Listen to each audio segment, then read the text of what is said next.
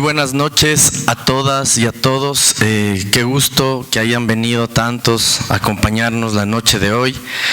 Es realmente un verdadero placer para mí como presidente del Consejo de Administración de CIESPAL estar presente la noche de hoy junto a ustedes, acompañando este nutrido panel para presentar uno de los temas más importantes y a la vez más delicados del campo de estudio de la comunicación, como es el caso de los llamados golpes mediáticos, tan en boga hoy en día en muchos de los países de nuestra región. Como podremos apreciar a lo largo de las diferentes presentaciones, este fenómeno de los golpes mediáticos está determinado claramente por un factor común, ampliamente identificado, que es el llamado combate abierto y directo contra todos los gobiernos que de una u otra manera han apostado a una salida de ese llamado consenso neoliberal a través de la puesta en práctica de un sinnúmero de políticas públicas que estarían interviniendo y limitando la flexibilidad requerida para una acelerada acumulación del capital entre los grandes sectores de la economía, como son la banca, el comercio o las finanzas. Podríamos decir entonces que con los golpes mediáticos hablamos de una nueva estrategia de posiciones en donde hemos pasado de una guerra a campo abierto entre ejércitos y guerrillas a una guerra por la colonización de los espacios donde se definen los sentidos de todo aquello que entendemos como lo bueno, lo correcto, lo adecuado, desde donde se configura la construcción de la cultura. Quien lleva la ventaja en este nuevo escenario de batalla, sin lugar a dudas, es aquel que ejerce el dominio absoluto o la hegemonía sobre los medios de comunicación, sobre las industrias culturales y las redes digitales, campos desde donde se actualiza y reproduce constantemente las diferentes formas y técnicas discursivas del neoliberalismo en América Latina. Como nos recuerda Chomsky, el poder no se concentra únicamente en la propiedad de los medios de producción, sino también en la capacidad de intervenir al interior de las dinámicas de conformación ideológica de la sociedad en su conjunto. De esta manera, los medios operan como un instrumento clave del control social, puesto que fungen como orientadores ideológicos extremadamente funcionales al poder, funcionales al mantenimiento de los privilegios de las élites o al establecimiento del status quo o consenso neoliberal. Como podremos apreciar, los grandes emporios mediáticos han estado aupando y promoviendo a los sectores que buscan desestabilizar los procesos democráticos, como es el caso venezolano, y en ciertos países incluso se hacen de la vista gorda cuando se han producido golpes que atentan contra la democracia y los derechos, como sucedió ya en Paraguay o recientemente en Brasil. Veremos también en el transcurso del libro cómo la disputa política en muchos de nuestros países migró de la arena política a falta de credibilidad y de argumentos en la bancada de los partidos de oposición y se instaló en la esfera de la comunicación, desde donde no ha parado la arremetida. El libro que CIESPAL presenta la noche de hoy pasa a ser una herramienta clave para el estudio de estos fenómenos tan presentes en la esfera de la comunicación en nuestros días y nos da cruciales elementos de análisis para comprender cómo operan los procesos del golpismo mediático, cómo se restauran y actualizan las estrategias del control geopolítico de las transnacionales, cómo se generan las guerras persuasivas y propagandísticas en la esfera pública y muchos otros temas que les invitamos a descubrir con su lectura. Sin más por el momento, voy a dar paso a continuación a las intervenciones de mis compañeros de panel. Muchas gracias nuevamente por estar aquí.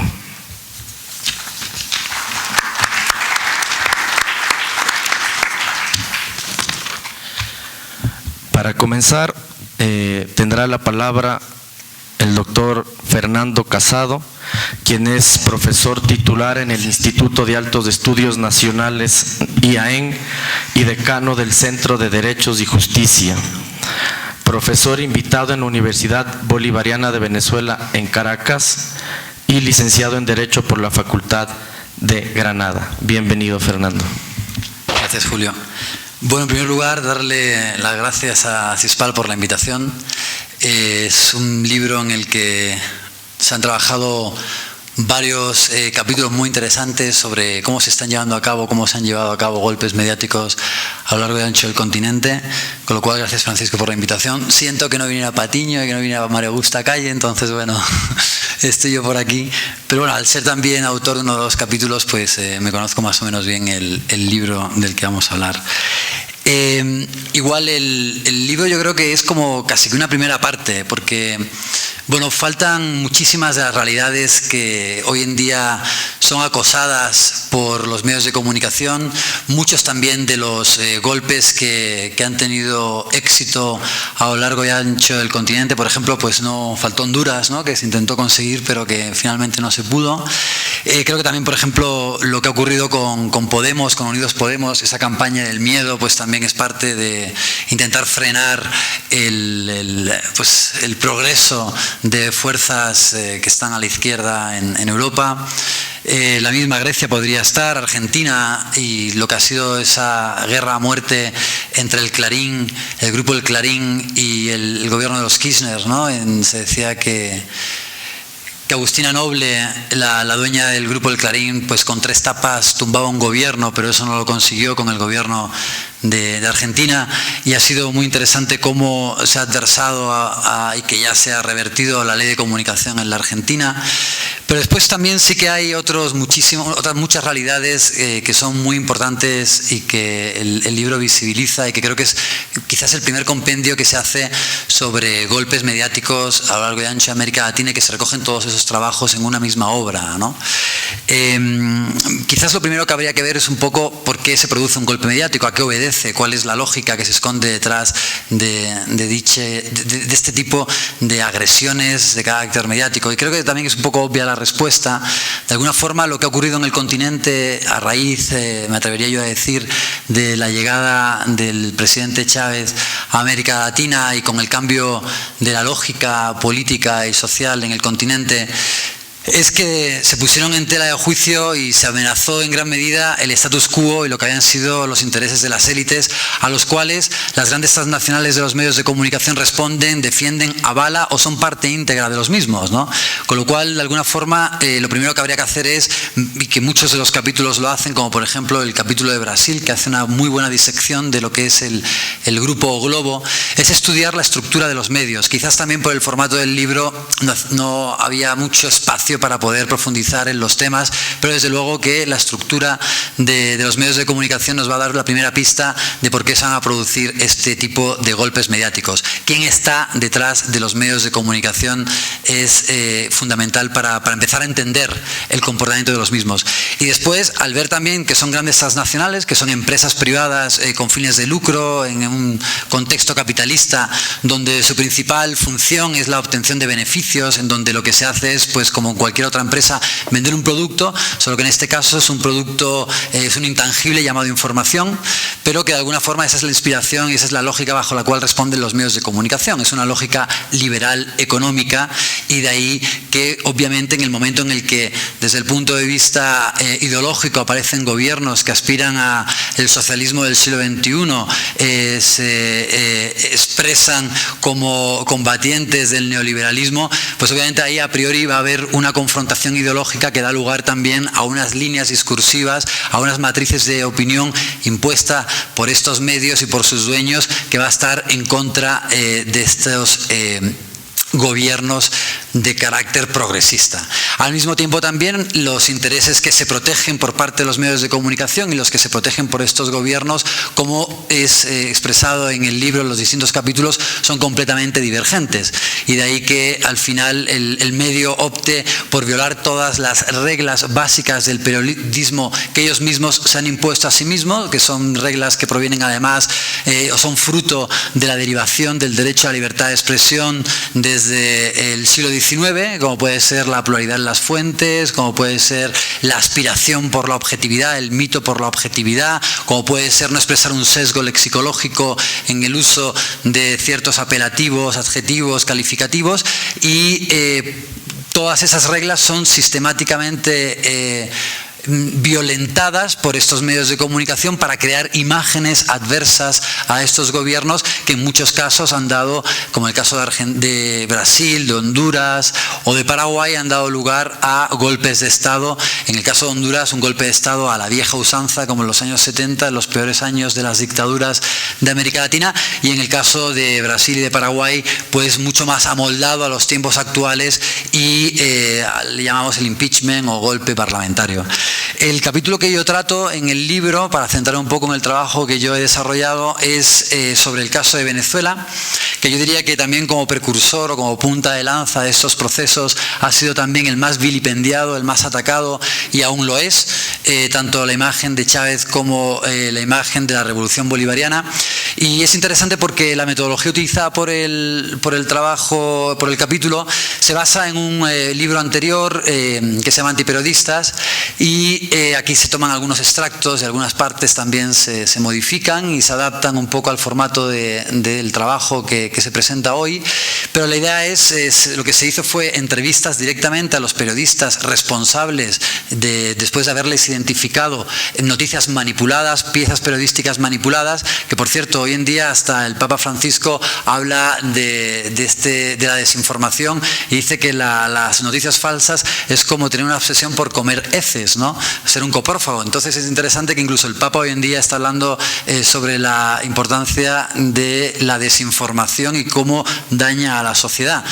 Entonces el trabajo en sí pues son entrevistas a periodistas que confiesan de alguna forma, que revelan cómo ellos han llevado a cabo la manipulación de la información para dar o construir una imagen distorsionada, falsa, manipulada de Venezuela. En ese sentido es interesante porque bueno, se hicieron las entrevistas en el marco de un trabajo de carácter académico y es la fuente primaria, el autor de la nota o el responsable de su publicación quien confiesa, quien admite que se ha hecho una manipulación, una distorsión de esa realidad, ¿no?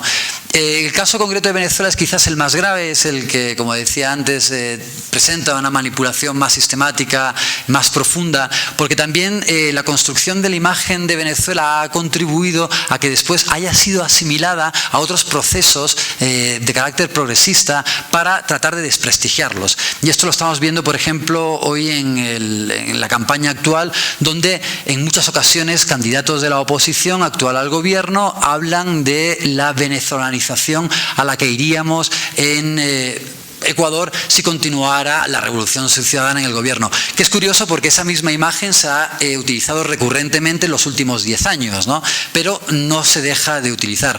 También además, como por ejemplo en el caso de hacer campaña en Venezuela, pareciera que Albert Rivera, el candidato de Ciudadanos, le supuso ciertos réditos a nivel electoral, o eso interpretó. Hoy en día ha sido emulado también, por ejemplo, por políticos de oposición en el Ecuador, y hemos visto a Cynthia Viteri también haciendo campaña política en Venezuela. Y eso es porque de alguna forma sacan provecho o tratan de sacar provecho de esa imagen construida por los medios de comunicación y que utilizan esa imagen demonizada de Venezuela para intentar frenar cualquier otro tipo de proyección progresista en la región y en España, como ocurre también con el partido político Podemos. Esa misma imagen además ha sido utilizado continuamente en otros lugares donde han habido golpes de Estado. Se utilizó, por ejemplo, en contra de Zelaya, en Honduras, se utilizó en el libelo del Congreso del Paraguay en contra de Fernando Lugo, se utilizó continuamente también para desprestigiar al gobierno de los Kirchner. Todos los gobiernos progresistas en la región han sufrido ese ataque en la comparación con Venezuela, que es interesante de estudiar porque es una imagen previamente demonizada que después se trata de achacar a otro país. Interesante también pues ver, por ejemplo, el capítulo de Brasil, aunque no sé si van a hablar ustedes de ellos. ¿Vas a hablar de los...? Pero bueno, sorpresa, vale, pues entonces hablo yo también. Entonces, a mí me gustó mucho también el capítulo de Brasil porque hace una comparación, primero el estudio de la estructura de O Globo, ¿no? Que es importante siempre tener en cuenta cuáles son esas grandes transnacionales de la comunicación para entender un poco su lógica, pero después también la comparación entre Fernando Collor de Mello y Lula, cuando O Globo lo convierte a Collor en una especie de salvador de la patria y a Lula lo convierte en un apestado de la política, ganando finalmente Collor de Mello, aunque en el momento en el que Collor de Mello pues, se puso a tocar ciertos intereses del gran capital brasileño, O Globo cambia completamente la matriz y se le acaba haciendo un impeachment, al igual que Dilma. Es muy interesante igualmente ver cómo se hace el análisis dentro del libro y en el capítulo dedicado a Brasil sobre la asimilación de Dilma y cómo hay una visibilización excesiva cuando hay todo un proceso para intentar asimilarlos o relacionar los casos de corrupción con Dilma, y cómo en el momento en el que se consigue su destitución, aunque no se ha probado en ningún momento que haya una relación directa entre la corrupción y Dilma, pasa a un segundo plano dentro de O Globo y dentro de los grandes medios de comunicación brasileños esta información que empieza a afectar por la investigación a Temer y a sus colaboradores y desaparece de los medios de comunicación. Con lo cual creo que además está escrito en un lenguaje muy fácil de leer, es como casi leer una novela, con lo cual que ocurre con la mayor parte de los capítulos del libro y es una lectura realmente agradable de llevar a cabo. También me gustaría dedicar un par de palabritas antes de terminar con mi intervención al caso de Paraguay, porque el Arlenín Aguiñón, que es quien lo escribe, trabajaba como agregado de prensa en la Embajada de Venezuela en el momento en el que se le da el golpe de Estado a Fernando Lugo, con lo cual sufre en primera persona ese golpe de Estado, porque además justamente después de que el golpe triunfa se les da, eso no aparece en el libro pero les cuento yo, ¿no? Es un poco como la intrahistoria de Unamuno que se cuece entre bastidores, se les da 48 horas al personal de la embajada para salir del Paraguay, con lo cual de alguna forma se sufrió el golpe en primera persona. Y Arlenín pues habla de eso, ¿no? De cómo esa imagen primero, cómo hubo un bombardeo continuo a Fernando Lugo para impedir cualquier tipo de medida progresista que era inmediatamente tachada de chavista, y cómo posteriormente en el libelo, por ejemplo, que lleva a cabo el Senado del Paraguay, se utiliza las noticias manipuladas como el único motivo o la única prueba para llevar a cabo la destitución de Fernando Lugo, lo cual es absurdo, ¿no? Si hay una información manipulada, ¿cómo va a ser utilizado como prueba? Y no se llevó a cabo ninguna otra investigación para destituirle.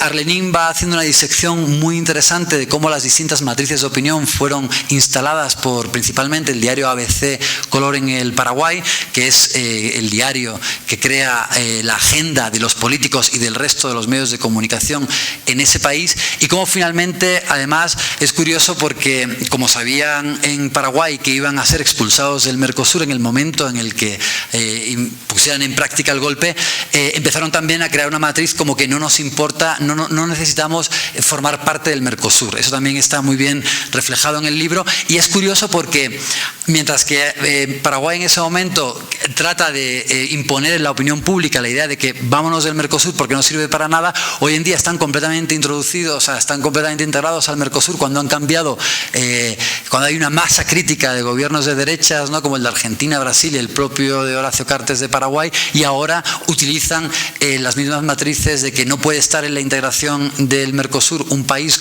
antidemocrático como Venezuela para expulsarle del Mercosur, que ahora sí es una organización muy democrática y una organización muy válida. Bueno, con eso dejo la palabra a mis compañeros y les invito, por supuesto, a leer un libro que creo que realmente es una referencia en cuanto a una temática que está muy en boga, como son los golpes mediáticos. Muchas gracias.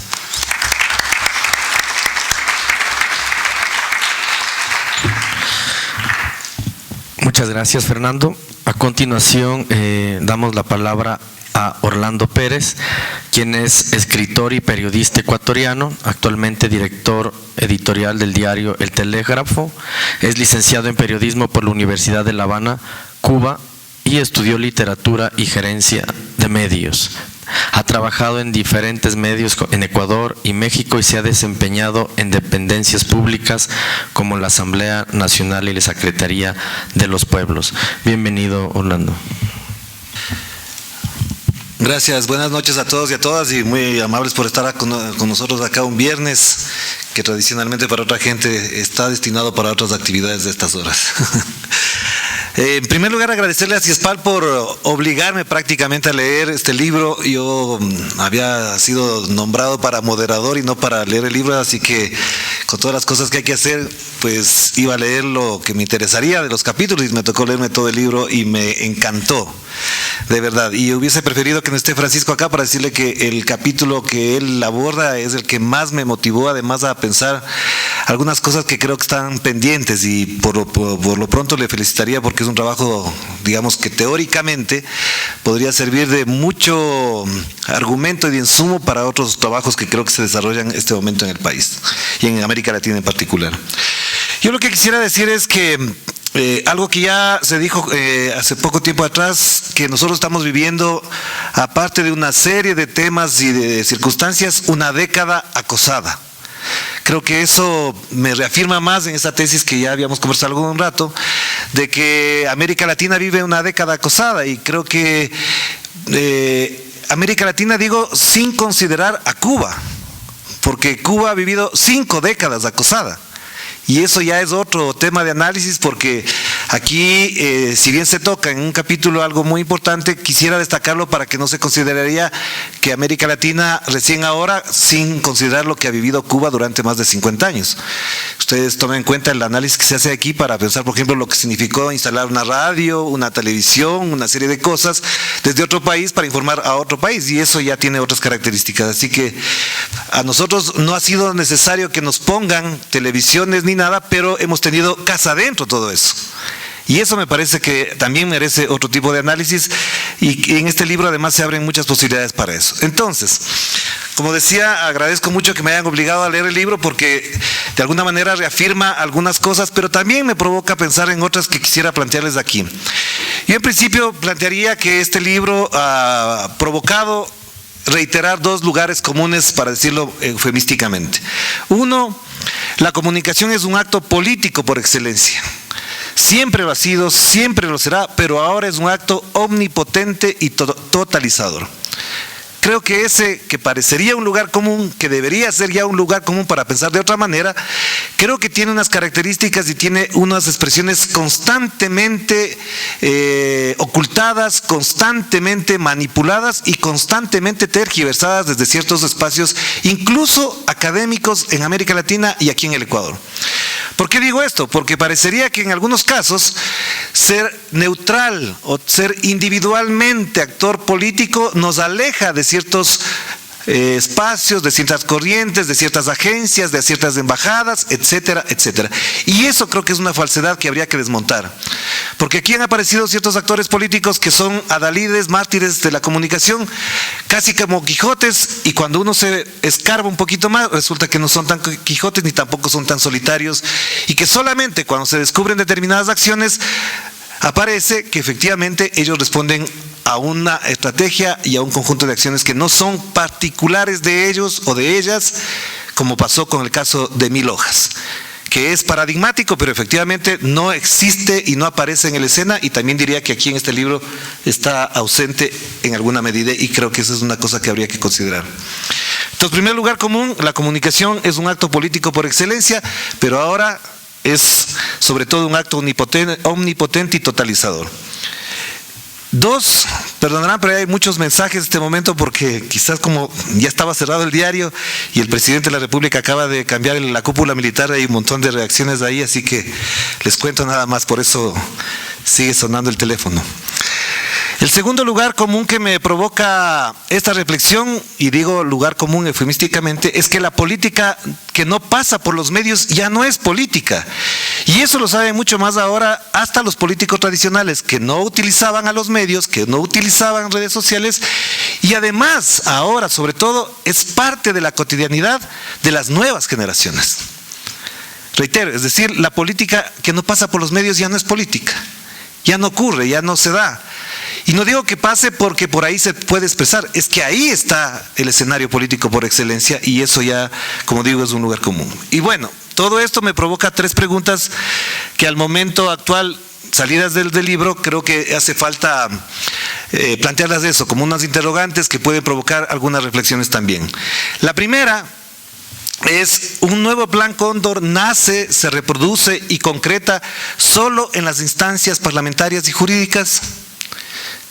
A mí me parece que hay esta pregunta puede generar una serie de reflexiones y además de una serie de investigaciones para mostrar cosas como lo que acaba de decir Fernando. Por ejemplo, que en determinados procesos jurídicos, políticos o de supuestas denuncias en casos de corrupción, etcétera, etcétera, el soporte jurídico, el material jurídico con el que se respaldan la mayoría de estos actores políticos son las notas de prensa.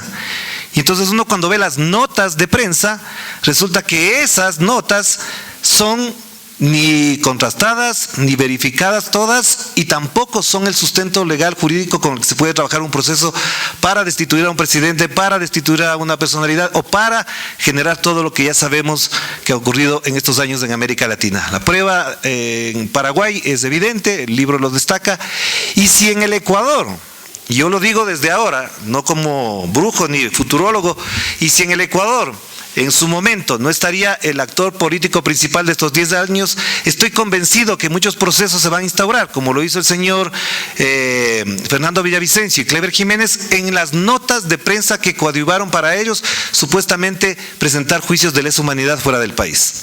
Y eso va a pasar, y ocurrirá. Es decir, se basarán en todo ese andamiaje de cosas que están ocurriendo en la prensa. Y digo en la prensa porque ya no hablamos de los medios tradicionales, quizás ahí con Fernando podemos estar en consonancia en unas cosas y en otras no, porque ya no es la prensa lo que nosotros tradicionalmente estamos acostumbrados a llamar prensa, es decir, periódicos y canales. Ahora hay otros espacios que se han constituido en la prensa del país. Y entonces, cuando yo hablo de este nuevo plan Cóndor, que creo que tiene sus sustentos, que tiene sus argumentos, evidentemente se está desarrollando a partir de lo que la prensa produce. Y el caso más patético y quizás el caso que mejor expresa y que podríamos incluso, y hay materiales para eso, es el caso de Argentina, donde un señor, Jorge Lanata, prácticamente fue el sustentador político de lo que ha significado, digamos, la derrota político-electoral del kirchnerismo. Hasta ahora, nadie le ha dicho que más de la mitad de las cosas que ha denunciado no son del todo ciertas. Y el caso, por ejemplo, de las supuestas, haberle encontrado supuestamente a los hijos de la señora Kirchner con un montón de plata y no sé dónde, que después se desvirtuó, siguen siendo en el imaginario de mucha gente como la verdad. ¿Quién la hizo? ¿Quién la sustentó? El señor Jorge Lanata. ¿Y de dónde sacaron los medios? De lo que él denunciaba. ¿Y de él de dónde sacaba? Es la pregunta. ¿De dónde sacaba supuesta información? Lo mismo que tenemos acá con un tal Fernando Villavicencio, que es lo que ya sabemos en términos absolutamente políticos. Entonces, esa es la primera pregunta que me hago sobre este tema. Y la segunda es: ¿hasta dónde y desde dónde se han fraguado los escenarios políticos de desestabilización, sin o con qué nivel de participación de los medios y periodistas? Yo sí creo que hay evidencias, hay pistas, hay intuiciones y hay huellas que van dejando determinados personajes de que la actuación política de los medios de comunicación no es desde la sala de redacción, desde un pensamiento que se construye, que se configura y que se significa en los debates que tradicionalmente han tenido las salas de redacción o las sesiones de editores o las reuniones de editores, que como sabemos la mayoría o buena parte de los que están aquí saben cuál es la rutina de los medios, que se sientan los editores, comienzan a discutir y resulta que alguien pensando dice vamos por aquí. No, ya resulta que eso no está ocurriendo. Hay demasiadas evidencias, hay demasiadas pistas que van dejando de que la construcción de la agenda editorial y de la línea informativa no nace precisamente en las redacciones. No nace. Y entonces resulta que hay personas que de pronto el día anterior tienen una frase en Twitter y es el titular del diario Comercio, El Universo, de La Hora o del Expreso al otro día. Y yo sí les invitaría a quienes están estudiando, no nos alcanza el tiempo ahora a nosotros, pero los que están estudiando, para que vean cómo se van construyendo determinados mensajes, titulares, introducciones a las notas, investigaciones aparentemente propias del medio de comunicación que están hechas, sugeridas o hasta elaboradas por determinados actores políticos, organizaciones políticas o grupos políticos que vienen desde algunas partes, como decía, que a veces nacen de ciertas embajadas, ciertas organizaciones o ciertas ONGs. Y ahí están las pruebas. Hay un famoso titular de un periódico que nace de un tuit de la señora Marta Roldós. Entonces el periodista fue tan independiente y el medio fue tan autónomo para que eso saliera así gratuitamente.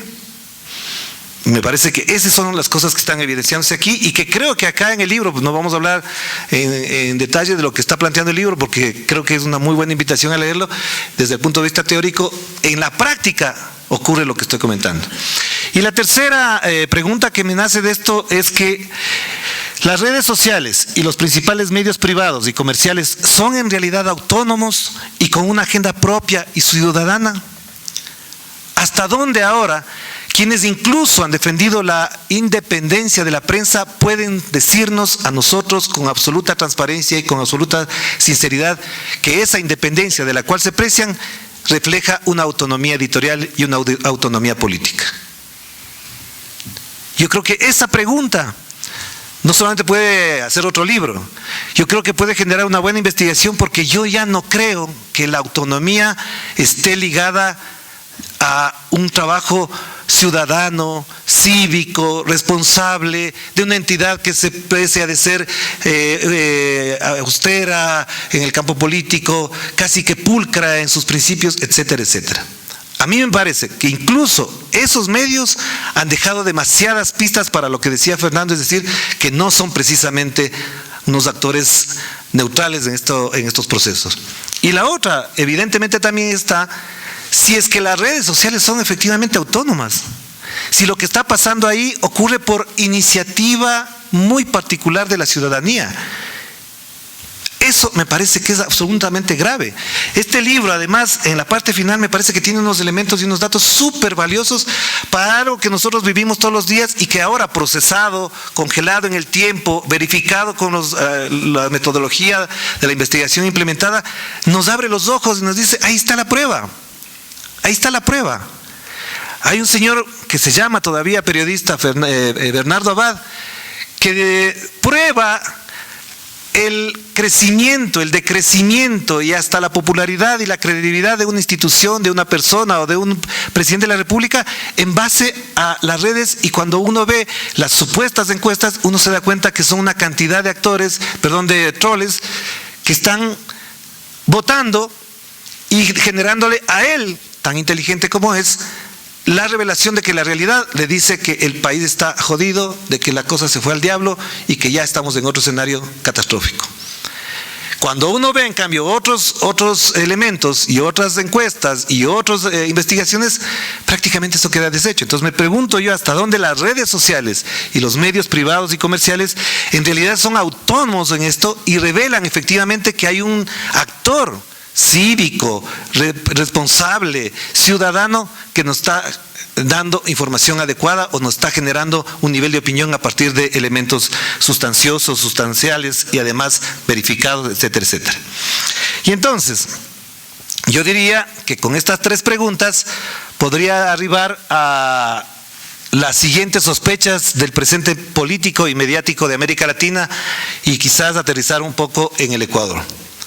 Yo creo que esta parte, a mí en particular, cuando estaba leyendo y haciendo las anotaciones del caso, no solamente que me produjo cierto malestar, cierta tristeza, sino que también me produjo una revelación de cómo incluso el debate político público se ha empobrecido a partir de las tres preguntas que planteaba anteriormente. Se empobrece porque si los cuatro pelagatos adjetivan un artículo, efectivamente a eso le llaman periodismo. Y uno dice, ¿eso es periodismo?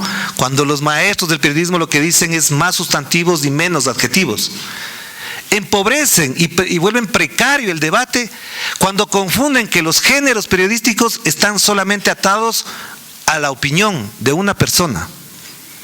Y a partir de la opinión de una persona se generan unas certezas y unas verdades que no tienen explicación más allá de las pulsiones y de los desafectos y además de los prejuicios que hay sobre eso.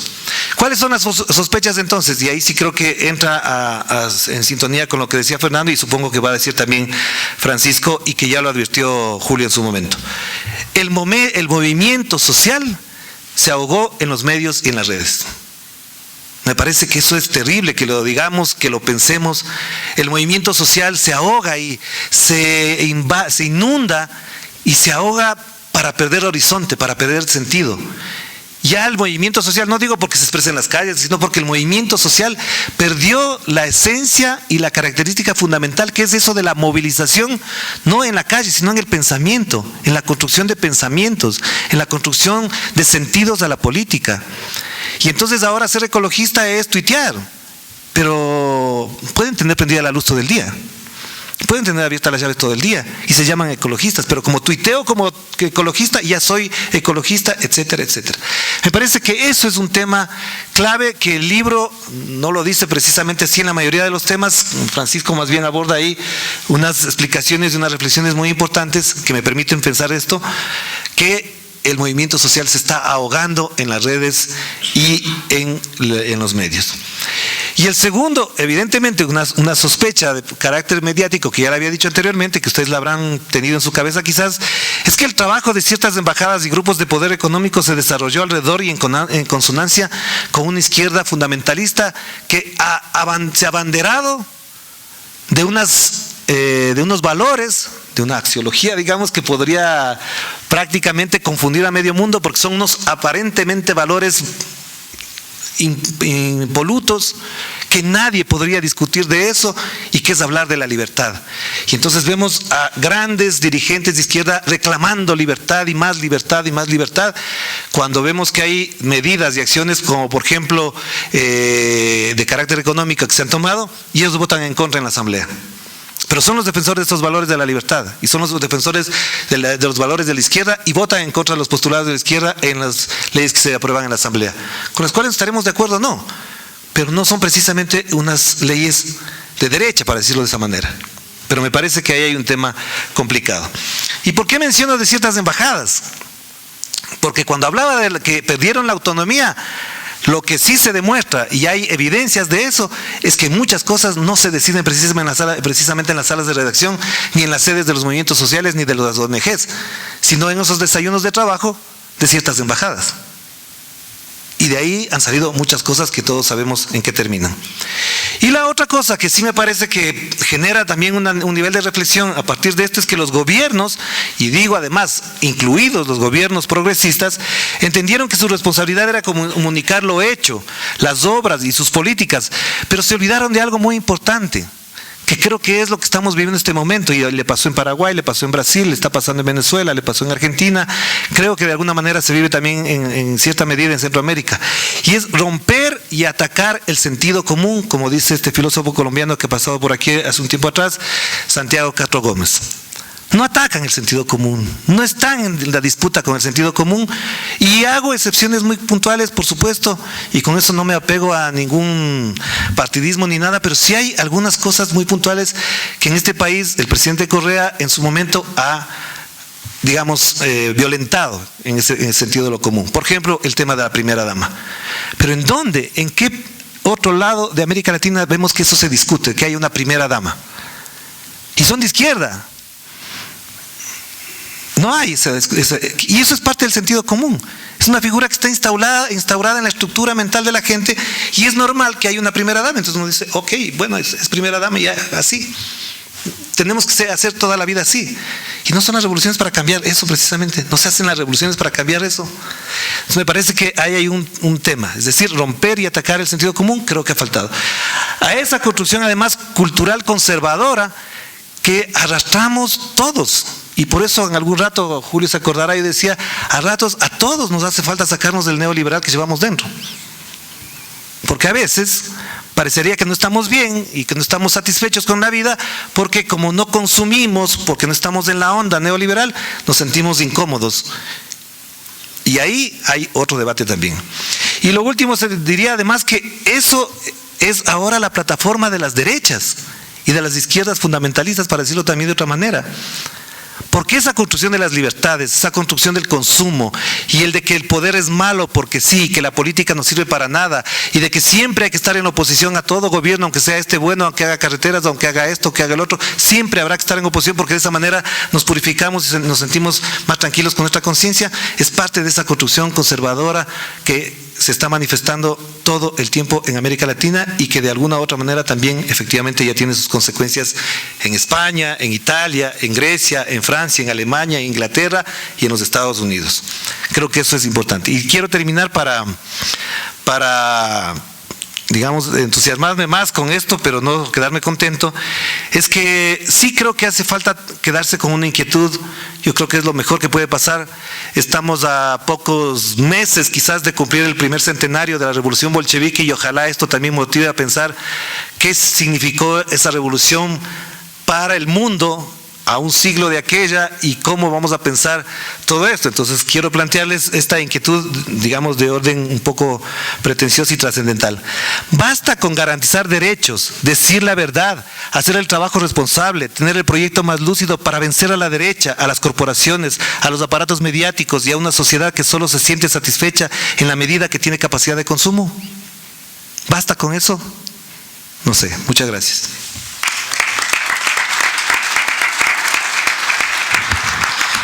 Muchas gracias, Orlando. A continuación tiene la palabra Francisco Sierra Caballero, director general de CIESPAL, catedrático de Teoría de la Comunicación e investigador del Instituto Universitario de Estudios sobre América Latina, IEAL. Francisco Sierra es también director del Grupo Interdisciplinario de Estudios en Comunicación, Política y Cambio Social y editor de la revista de Estudios para el Desarrollo Social de la Comunicación, Redes.com. Bienvenido, Francisco. Muchas gracias, Julio. Muchas gracias a todos por la asistencia. Me van a permitir hacer una presentación sui generis, rompiendo un poco con lo que debiera ser el guión de presentar el libro, que, como pueden imaginar, siempre es mejor leer que contar. Aunque en los tiempos de las cuentas y los cuentos también parece que los libros se cuentan, ¿no? No sé si conocen algo del coronelismo electrónico. ¿Han oído hablar alguna vez qué es el coronelismo electrónico? Me van a permitir hablar casi exclusivamente de Brasil porque tuve una misión diplomática allá y realmente me ha impactado la situación en la capital que vive el país.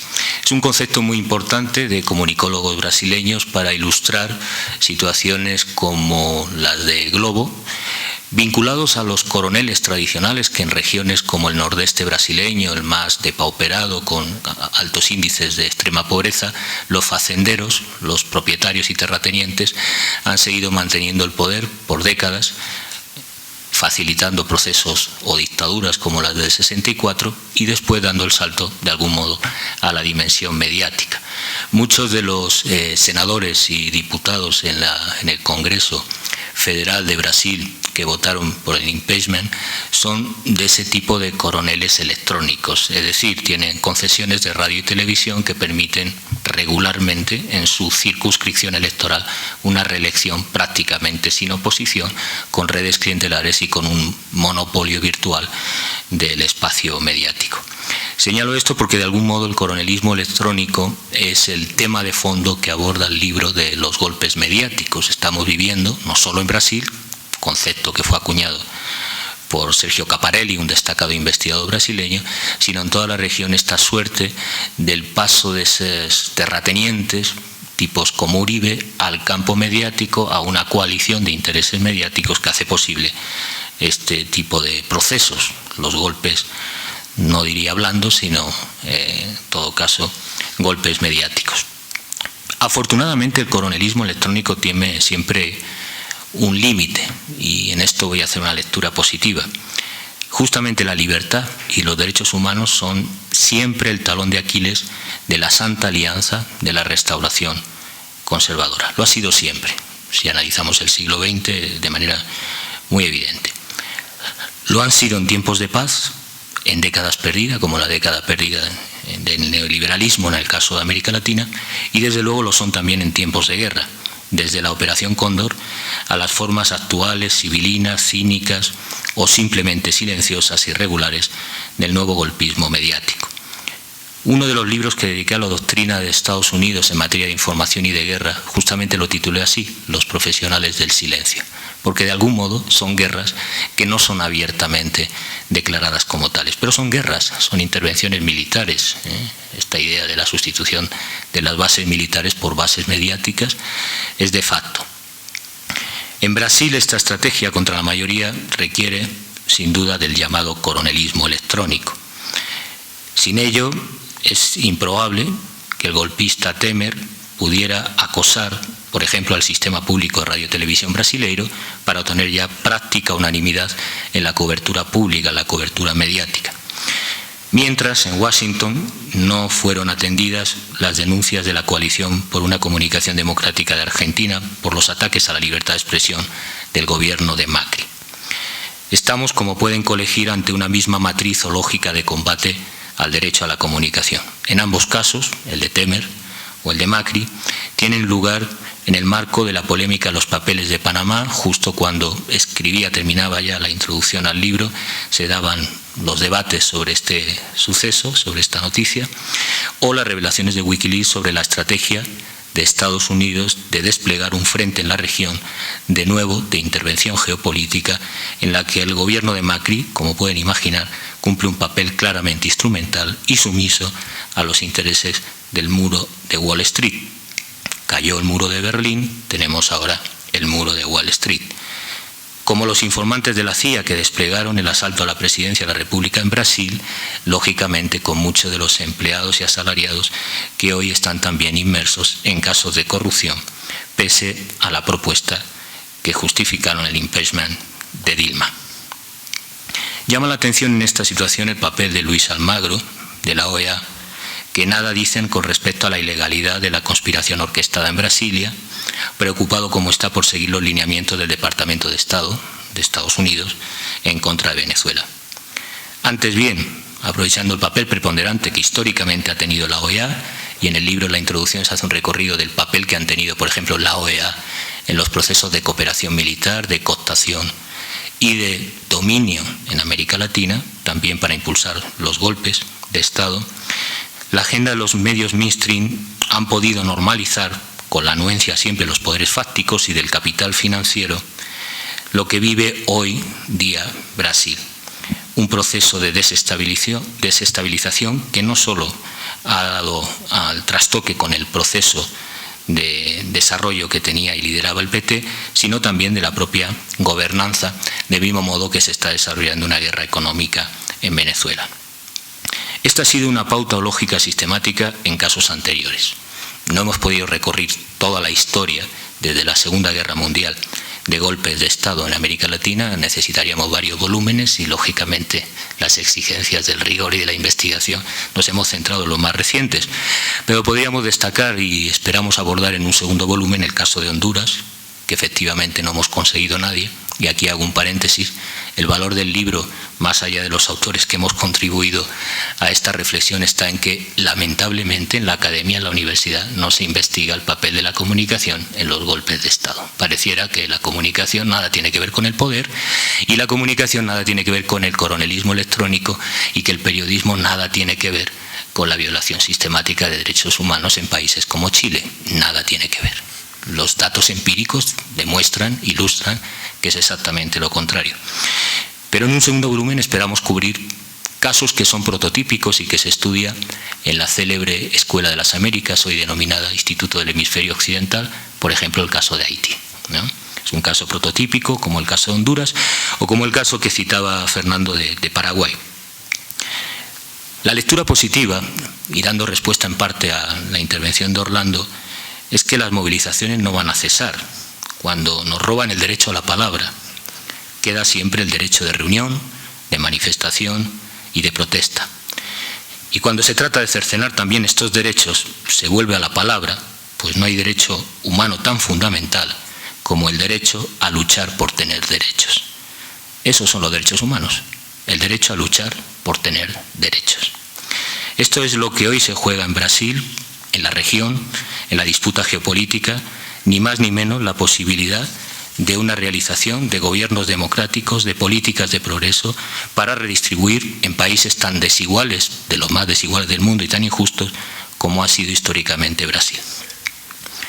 Por ello, como señalaba Orlando, la importancia, la centralidad de la disputa del sentido. No hemos hecho un libro para periodistas o profesionales y académicos de la comunicación. Hemos hecho un libro para defender la democracia y para reivindicar los derechos humanos, porque la disputa central en los medios es la disputa por el sentido y también la posibilidad de la misma democracia, frente a ese coronelismo electrónico de compañías como Globo, hegemónicas, y que en las últimas décadas, con la colaboración de gobiernos amigos, han ido creciendo su poder, su nivel de concentración, por tanto, su capacidad de imposición. Decía irónicamente Ignacio Ramonet que ya no son el cuarto poder, ya son el poder mismo coaligado con el capital financiero, porque a veces ya ni necesitan el gobierno, ponen y quitan el gobierno. El caso que citaba de España, que no venía al caso en este libro, pero es emblemático, un periódico como El País, que era como el brazo armado del Partido Socialista, ahora más bien es el partido que organiza el Partido Socialista, determinando quién debe liderar o no, quitando candidatos a la Secretaría General y organizando golpes de Estado internos en fuerzas democráticas. Es llamativo, ¿no? Lean la historia de Cebrián. Hay un libro muy interesante de un gran periodista asturiano, Gregorio Morán, para saber de dónde viene el señor Cebrián y a dónde va. Bueno, a dónde va ya sabemos dónde ha ido, pero con más detalle, ¿no? Con más información. Sin el concurso de este tipo de monopolios informativos no es posible la imposición del modelo de acumulación por desposesión, porque eso es lo que está en juego en los golpes mediáticos. Un modelo de acumulación por desposesión, que exige para ello violencia. Violencia, en primer lugar, simbólica. También la violencia original del proceso de expropiación de la riqueza, que requiere para ello una cobertura mediática. Y lo preocupante es que hoy por hoy no existe una estrategia regional que aborde la disputa comunicacional en el ámbito público, ante la notoria constatación de debilitamiento de la acción de gobierno y las políticas públicas progresistas en los países que en América Latina viven procesos revolucionarios. Ya se vivió, por ejemplo, describimos la doctrina de guerra de baja intensidad en la guerra sucia contra Nicaragua, en el laboratorio donde se fraguó esta doctrina, y desde luego el plan estratégico antes del plan Cóndor, que fue un proceso interesante en el laboratorio centroamericano que involucró Guatemala, Honduras, por supuesto Nicaragua, y que como doctrina marcó, después de los documentos de Santa Fe, la política exterior de Reagan y sucesivos gobiernos hacia América Latina. Esa doctrina se resume básicamente en que el frente político y militar debía abordarse como una cuestión de disputa de sentido, ideológica. Y ahí se sientan las bases, por ejemplo, del control de los medios de comunicación, de la cooptación de los profesionales de la educación, de los académicos universitarios, a través de programas de becas. Ahí tienen todos los ministros de Economía que se formaron como parte de los Chicago Boys en las escuelas de negocios de Estados Unidos y luego aplicaron las recetas neoliberales en América Latina. E incluso se apunta el control del Poder Judicial y del Congreso de los países bajo hegemonía de Estados Unidos. Es una larga historia que les voy a ahorrar, pero lo interesante es que, y de algún modo sí ha interpretado correctamente Orlando el sentido de proponer un libro como este, no solo por la ausencia de investigación y reflexión, es también en buena medida por la ausencia de una política y una estrategia regional, porque estos actores globales y coroneles no están solo con bases por países, están coaligados en la Sociedad Interamericana de Prensa, están coaligados en el Grupo de Diarios de América, son grandes grupos globales. El 70% de la agenda de información internacional sigue bajo la hegemonía de unas pocas agencias y de los grandes conglomerados estadounidenses. Pueden imaginar, por tanto, qué imagen se puede construir de Venezuela o de Ecuador o de los países progresistas. Es verdad que hoy existe Telesur y antes no existía un contrapeso, pero las proporciones de los niveles de concentración marcan un desequilibrio preocupante. Y creo que UNASUR, CELAC, en un enfoque supranacional del nuevo regionalismo latinoamericano, debe asumir justamente este escenario para poder revertir estos procesos que vulneran la democracia y que atacan en definitiva los derechos humanos.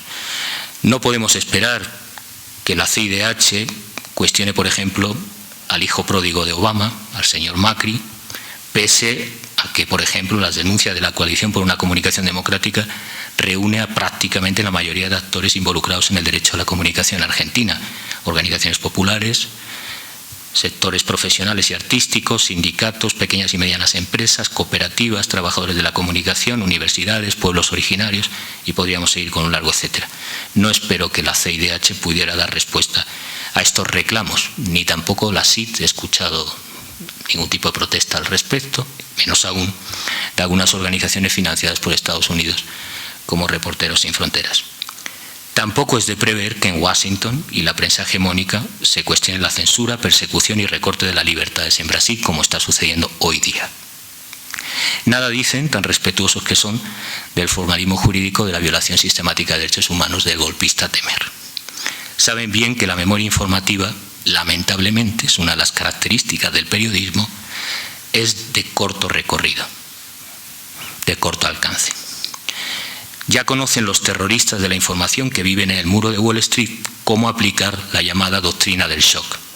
La historia de la lógica de actuación común de la ultraderecha liberal, de Reagan a Thatcher y hoy en América Latina, Macri, es dilatada y han aprendido de la izquierda algo que tiene que ver con las redes, por eso nos ocupamos en el caso de Ecuador de las redes y no tanto de los medios mainstream, que es justamente la agitación de las masas.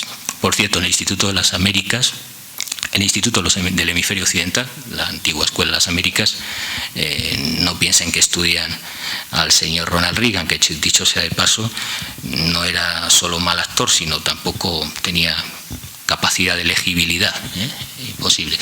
Leen fundamentalmente a Che Guevara, leen a Ho Chi Minh, leen, es decir, la estrategia de Agitprop en las calles.